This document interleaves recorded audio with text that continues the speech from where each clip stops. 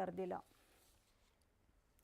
इराणसोबत शांतता करार होईपर्यंत इराणची मालमत्ता गोठवलेलीच राहील असा इशारा अमेरिकेचे राष्ट्राध्यक्ष डोनाल्ड ट्रम्प यांनी दिला आहे। शांतता करार होईपर्यंत अमेरिका इराणची गोठवलेली मालमत्ता मुक्त करणार नाही किंवा त्यावरचे निर्बंध उठवणार नाही, असं एका खासगी वृत्तवाहिनीला दिलेल्या मुलाखतीत ट्रम्प यांनी सांगितलं। अशा उपाययोजनांचा विचार केवळ करार निश्चित झाल्यानंतरच केला जाईल असंही ते म्हणाले। जर इराणसोबत एखादा करार झाला तर इराणची अणुविषयक शस्त्रास्त्रे नष्ट करण्याच्या प्रक्रियेवर अमेरिका देखरेख करेल, मात्र जर वाटाघाटी अयशस्वी ठरल्या तर अत्यंत कठोर लष्करी कारवाईद्वारे इराणची अणुक्षमता नष्ट करण्याचा प्रयत्न वॉशिंग्टन करेल, असं इराणच्या अणु कार्यक्रमावर भाष्य करताना ट्रम्प यांनी सांगितलं।